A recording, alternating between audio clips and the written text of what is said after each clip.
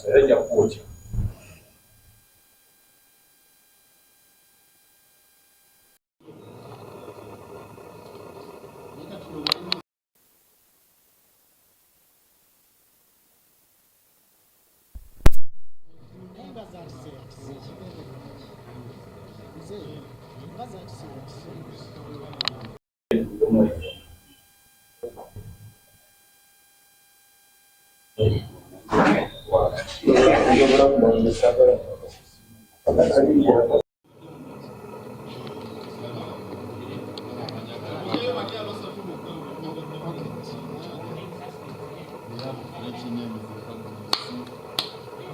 This published here. He takes almost every after 2 days. He takes to one. Takes to one. Even after 2 days, he sends.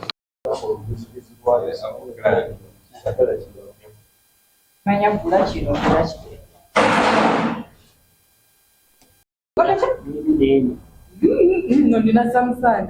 Siya kwa iPhone na Jesu. Kwa iPhone, He told us he says that. This one.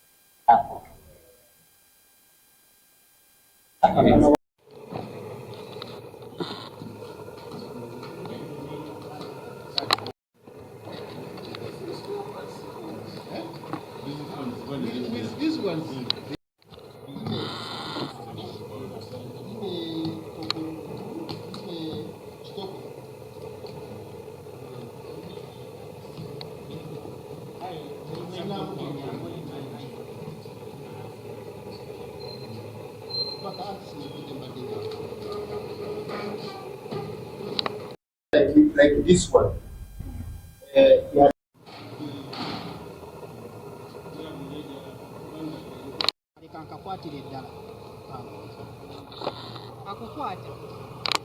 Sajja bakondya konde nga bakubamu oli awo basanga ntakutulingamu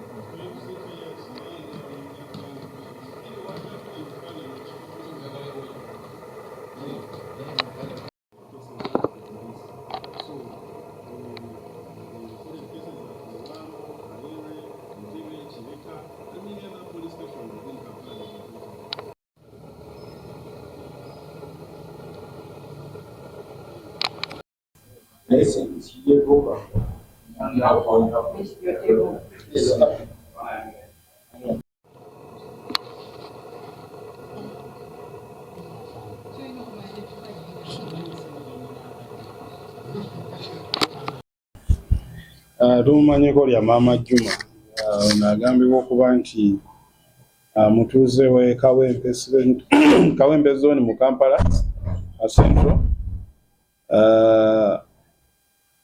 nga kigambibwa yakkakkanye ku mwana we gwe yeezaalira n'amwokya emikono oba engalo.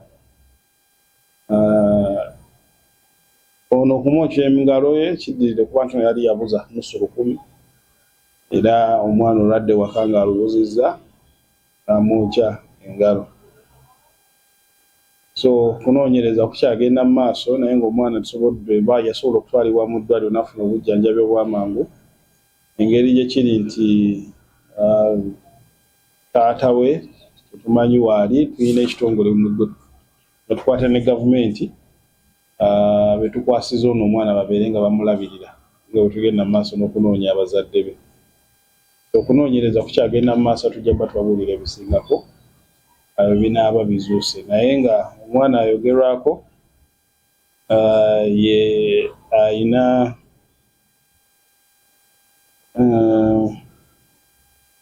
omwana ayogerwako ayina emyaka 5 era nga mwana mulenzi. Twalina tumanyi kyekyakutuukako omusango waguggulawa tandika okuzimbira okwo omusango gwaffe bano batwalibwe mu mbuga z'amateeka. Mu ngeri y'emu abantu abasinga ekitero tuzibwalira n'okunoonyagana amasimu bwe zimala okubbibwa engeri gye kiri nti iPhone esobola okulaga nannyiniyo waweeri batera osibako ebintu nga tesobola fulumya sigino olumu n'okugisumulula ne bajjamu motherboard ne baleeta eya layisi ne bateekamu. Motherboard bwe bateriiko nesobola kulaga nti wano waliwo esimu eri wano. Ate zino ezigibwamu motherboard ezigibwa mu masimu zitwalibwa nazo ne zitundibwa mu nsi endala. So kunoonyereza kukyagenda mu maaso n'okulaba nti tumalirawo ddala obumenyi bw'amateeka obwetoolera ku masimu. CPS era nga bwe mulaba gano gonna amasimu bwagakutte mu kifeefezo ekyakoleddwa poliisi yaffe eya Crime Intelligence. Balina abaami basatu be baakutte okuli omwami Omusime Derrick abasinga gwe bayita Vuna, Niyonzima Fabrice abasinga gwe bayita Sadaati ne Kitoko M. Kigambibwa nti Omusime Derrick yali atambula n'ensawo ng'ejjudde amasimu ge mulaba wano 43. Era bwe baamukwata ne bamubuuza waakolera nategeeza ine ekizimbe ekimu kyakolerako awo kibayita Kalungi Plaza. Tambula era ne tukwata abantu abalala. Ono Niyonzima Sadat agambibwa okuba nti nno yasangibwa n'amasimu 6 ng'agatwala ku bbaasi ezigenda e Rwanda. Bbaasi ezo zikozesa okusindika amasimu eno e Rwanda gy'agatunda. Mu ngeri y'emu bwe tukwata n'omwami Kitoko M. Ono naye twamukwata asindisa amasimu ku bbaasi egenda e Rwanda ne Congo nga gy'atunda amasimu. So Niyonzima twamukwata n'amasimu 6 era twagala okubategeeza nti ebikwekweto bino bikyagenda mu maaso. Amasimu agamu ge tusobodde okugyamu nga 20 tusobodde okumanya bannannyinigo kuba bwe twagateeka ku charger gasobola okutulaga bannannyinigo be baani. Tusobodde okubaggyayo twogera nabo era bagula emisango poliisi ez'enjawulo omuli Kireka, Entebbe, Kaleerwe, Buwambo ne poliisi endala eziri mu Kampala n'emiriraano. So ekyo kiraga nti bano babbi era abamu testimony ze batuwa nti gabbibwa mu mabaala. Abamu batutegeeza nti baali batambula ne babasikako ensawo abali ku boda nga kwotadde n'abalala batutegeeza nti bagasika mu mmotoka zaabwe nga kwotadde n'ewaka. So kikulaga nti tulina ekizibu ky'amaanyi tukola kyonna ekisoboka naye n'ababbi nabo tebakoze eki tebatudde. So tukubiriza okuba omulanga eyo omuntu yenna ali eyo ng'essimu ye yabula ya iPhone oba oli awo mukisa ne gukwata n'ogiraba ku TV.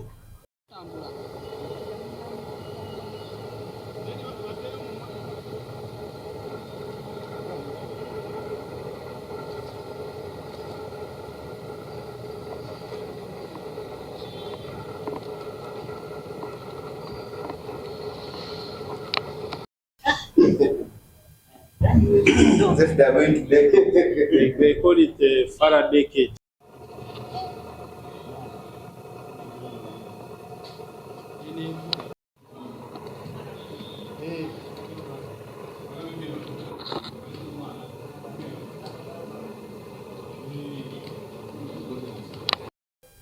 because this 4 pieces at 2M.